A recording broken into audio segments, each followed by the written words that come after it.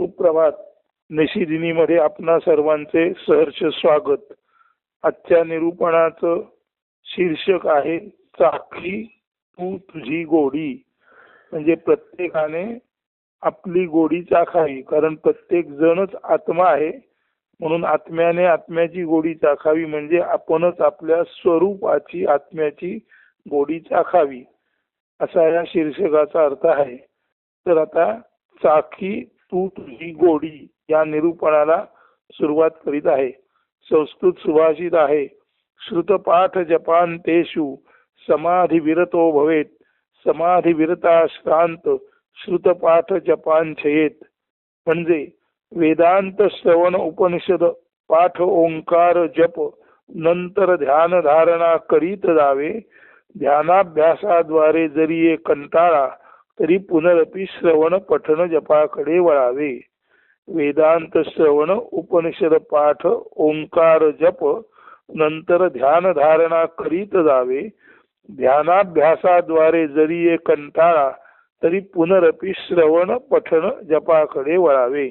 येथे नित्य निरंतर गुरुमुखाने उपनिषदीय तत्वज्ञान श्रवण, उपनिषदीय श्रुती पाठ जप व सोहम ध्यान धारणा तथा समाधी मार्गे दिनक्रम चालावा असा उपदेश केला असून, जर ध्यानाभ्यासाचा कंटाळा आला, समाधीमध्ये श्रांतता म्हणजे दमणूक कंटाळा वाटला, तर पुन्हा श्रवण पठण जपाकडे वळावे असे सांगितले आहे.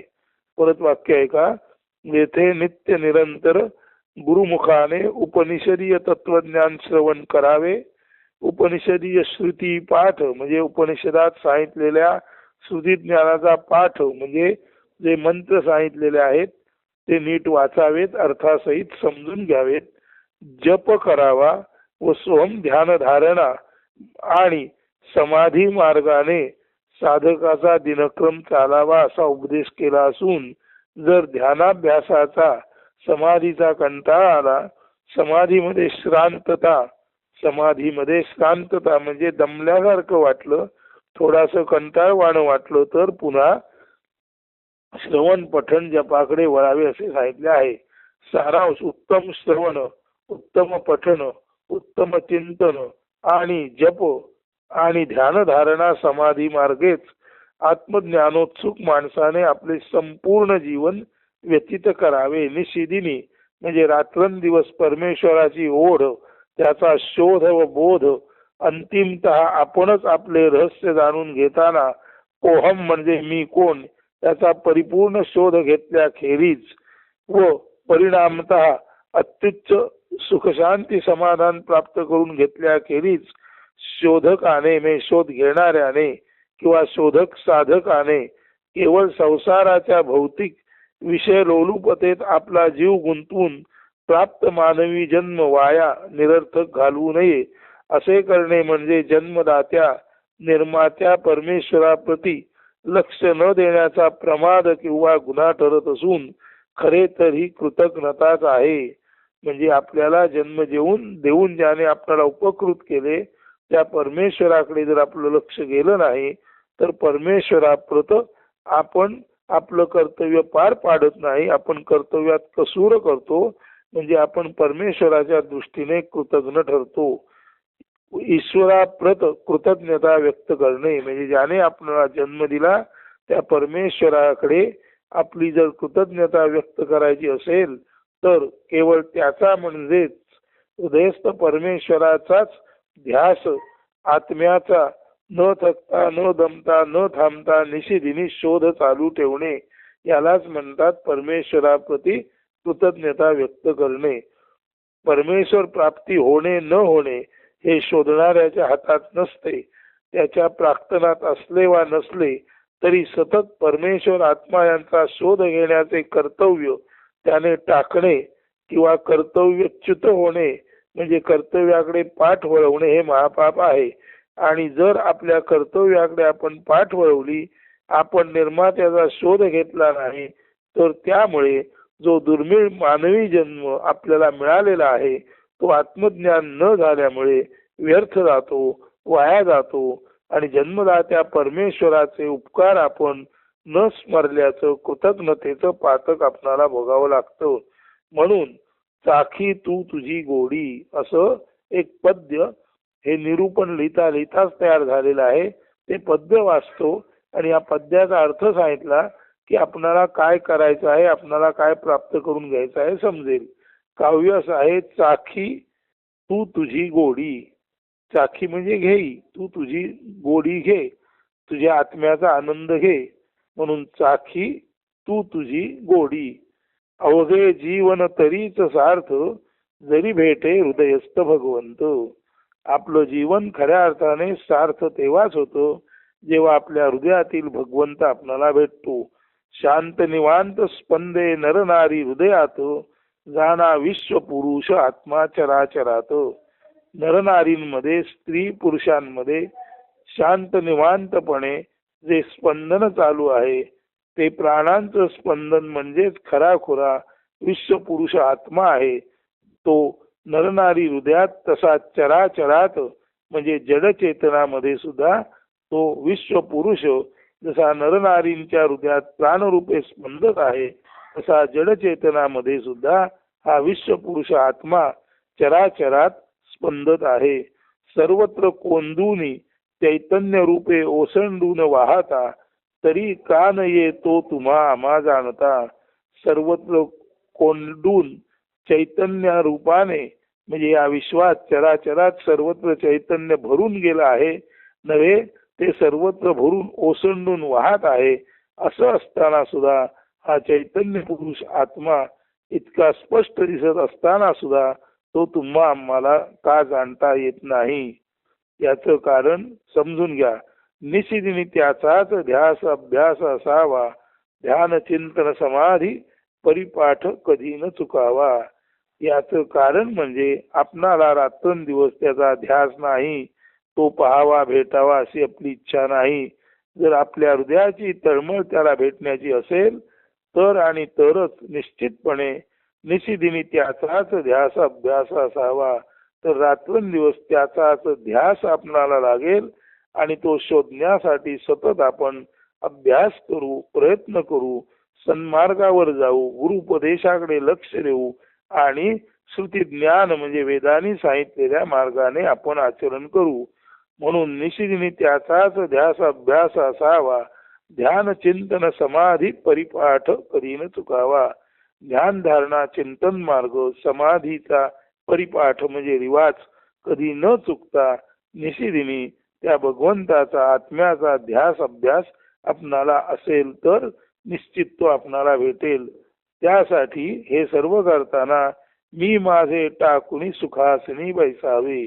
मी माझे हा जो आपला ग आहे, अहंकार आहे, तो टाकावा आणि सुखासनी बैसावे. सुखासन याचा अर्थ आपण ध्यानाला बसताना आपणाला जे पोश्चर, जी बसण्याची पद्धत आरामदायी वाटेल ती आरामदायी पद्धत किंवा आरामदायी बैठक म्हणजे सुखासन. मी माझे टाकुनी सुखासनी बैसावे, निरपेक्ष प्राणापती लक्ष्मी मन अमन निरपेक्ष व्हावे. मी माझे अहंकार टाकून, मी माझेपणा टाकून अहंकार रहित, मी रहित भावाने आपणाला ज्या आसनामध्ये बसणे शक्य आहे त्या आसनामध्ये मांडी घालून बसावे. म्हणून शक्य असलेले आपणाला आरामदायी वाटणारे जे आसन त्याला सुखासन म्हणतात.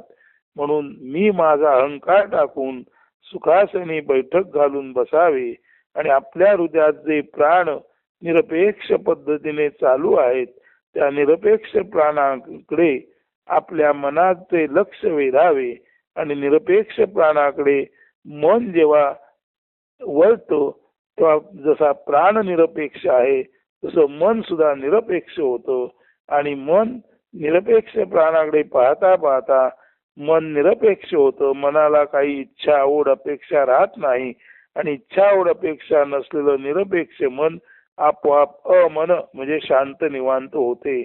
म्हणून सुखासनी बसल्यानंतर मी माझेपणा अहंकार टाकून आपल्या हृदयात निरपेक्ष पद्धतीने जो प्राण चालू आहे त्या प्राणाकडे आपल्या मनाचे लक्ष नीट गेले तर निरपेक्ष प्राणाकडे लक्ष देणारं मन सुद्धा अपेक्षातून आशा वासनातून मुक्त होते, निरपेक्ष होते.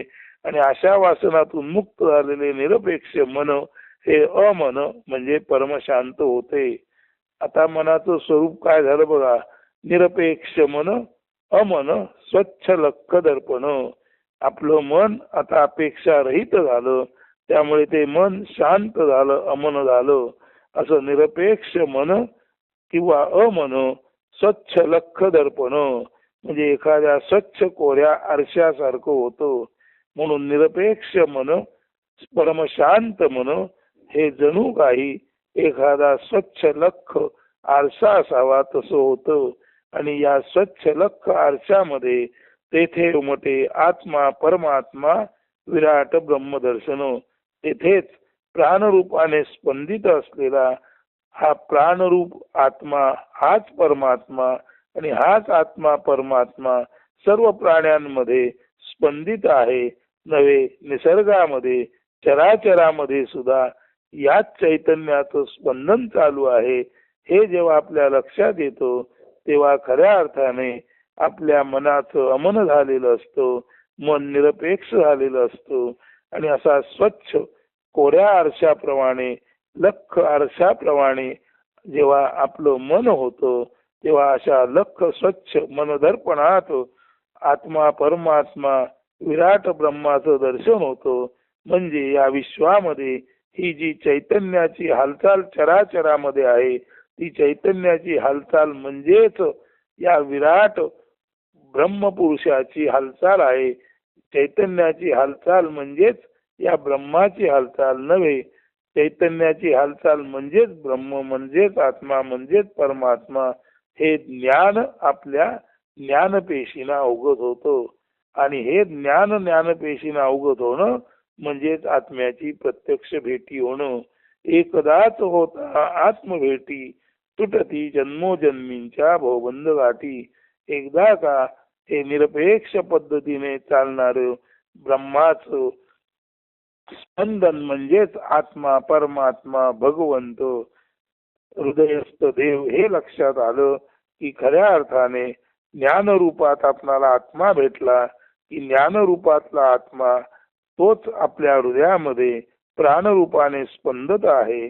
आणि हृदयामध्ये प्राणरूपाने स्पंदणारा आत्मा हा ज्ञानरूपाने ससंवेद्य आत्मा म्हणून एकदा का आपण जाणला की तिकडेच आपलं लक्ष जातं आणि वैश्विक भोगातून आपलं मन अनायसे मुक्त होतं. म्हणून एकदाच होता आत्मभेटी, तुटती जन्मोजन्मींच्या भवबंध गाठी. एकदा जरी खरी खुरी ज्ञान पातळीवर आपली आत्म्याची भेट झाली तर जन्मोजन्मीच्या भवबंध गाठी म्हणजे या विश्वात जन्माला येणं, मरणं ही जी चक्राकार पुनरपि जननम पुनरपि मरणम, जननी जठरे जननी जठरे पुनरपि शयनम. पुन्हा जन्मायचं, पुन्हा मरायचं, पुन्हा मातेच्या जठरामध्ये शयन करायचं आणि पुन्हा गर्भातून बाहेर येऊन पुन्हा या जन्मोजन्मीच्या चक्रात त्याच गोष्टीसाठी, कंटाळवाण्यासाठी गोष्टीसाठी यायचं. यालाच म्हणतात भवबंध गाठी. म्हणून एकदा का ज्ञान पातळीवर आत्म्याची आपली भेट झाली की जन्मोजन्मीच्या भवबंध गाठी म्हणजे जन्मोजन्मी पुन्हा जन्म मरणाच्या चक्रात येण्याची यातायात आपली नष्ट होते. आणि ही यातायात नष्ट होताना अर्थातच जन्माला येऊन आपण भोग मार्ग टाकतो आणि आत्मशोधनाचा राजमार्ग धरतो. याबद्दल 8व्या कडव्यात म्हटलेले आहे, भोग मार्ग होत असे नष्ट, राजयोग मार्ग जाणवे सुस्पष्ट. राजयोग, राज म्हणजे गुह्य, गुह्य योग आत्म्याला भेटणं हा राजयोग आहे. आत्म्याचं दर्शन होणं हे रहस्याचं उद्घाटन होणं आहे. म्हणून ज्ञान पातळीवरती जेव्हा आपल्याला जाणवते की चराचरात चालणारे स्पंदन, मानवी हृदयात चालणारे प्राणस्पंदन म्हणजे दुसरे तिसरे काही नसून प्राण आहे तोपर्यंत प्राणी आहे, चैतन्य आहे तोपर्यंत चर अचर या दोन्ही गोष्टीला अस्तित्व आहे. म्हणून चैतन्य चराचरात स्पंदत असतो. तेच नरनारींच्या हृदयात प्राणी मात्रांमध्ये प्राणरूप म्हणून अस्तित्व असतं. आणि हे प्राणरूप अस्तित्व असणं म्हणजेच आपलं जीवन असणं हे जेव्हा लक्षात येतं, किंवा जीवन केवळ आणि केवळ प्राणामुळे आहे. प्राण म्हणजे चैतन्याचं स्पंदन, आणि प्राण आणि चैतन्याचं स्पंदन हेच ते ब्रह्माचं स्पंदन, हेच त्या आत्म्या परमात्म्याचे कधीही नष्ट न होणारे दर्शन एकदा आपणाला झाले की त्याचा ध्यास आपणाला लागतो, त्याचा निधिध्यास आपणाला लागतो, आणि संसारातील विषयोपभोगापासून आपले मन अनायसे दूर जाते. आणि अनायसे जेव्हा विषयोपभोगापासून मन दूर जाते, तेव्हाच तो आत्म्याच्या भेटीचा राजयोग मार्ग आपणाला स्पष्ट दिसतो. म्हणून भोग मार्ग होत असे नष्ट, राजयोग मार्ग जाणवे सुस्पष्ट. आणि अशा या राजमार्गावरून, अशा या राजयोग मार्गावरून जर आपण आपली चाल कधीच सोडली नाही तर, त्या मार्गा कधी ना सोडी, तेव्हा राजयोग मार्गाला हे मानवा तू कधीच सोडू नकोस, आणि भोग मार्गाचं आचरण करू नकोस. त्या मार्गा कधी ना सोडी, तूची आत्मा मानवा साखी तू तुझी गोडी. त्या मानवा तूच आत्मा आहेस, तूच परमात्मा आहेस, तूच ब्रह्म आहेस, हे आपलं मूळ रूप जाण. म्हणजे तुझी गोडी तुला चाकता येईल. तुला अन्यत्र विषयोपभोग गोडीमध्ये रमावं लागणार नाही. म्हणून चाखी तू तुझी गोडी या अर्थाचं निरूपण सांगून झालं, काव्य सांगून झालं, त्याचा अर्थ सांगून झाला. आता ते काव्य सरळ स्वच्छपणे म्हणतो आणि त्यानंतर हे निरूपण संपन्न होईल. चाखी तू तुझी गोडी, अवघे जीवन तरीच सार्थ, जरी भेटे हृदयस्थ भगवंत.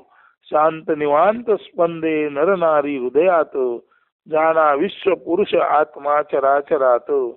सर्वत्र कोंदून चैतन्य रूपे ओसंडून वाहता, तरी कान येतो तुम्हा आम्हा जाणता. निशिदिनी त्याचाच ध्यास अभ्यास असावा, ध्यान चिंतन समाधी परिपाठ कधी न चुकावा. मी माझे टाकुनी सुखासनी बैसावे, निरपेक्ष प्राणाप्रती लक्षुनी मन अमन निरपेक्ष व्हावे. निरपेक्ष मन अमन स्वच्छ लख दर्पण, तेथे उमटे आत्मा परमात्मा विराट ब्रह्मदर्शन. एकदाच होता आत्मभेटी, तुटती जन्मोजन्मींच्या भवंद गाठी. भोग मार्ग होतसे नष्ट, राजयोग मार्ग जाणवे सुस्पष्ट. त्या मार्गा कधी ना सोडी, तूची आत्मा मानवा चाखी तू तुझी गोडी. धन्यवाद. अस्तु. सुदिन सुप्रभात.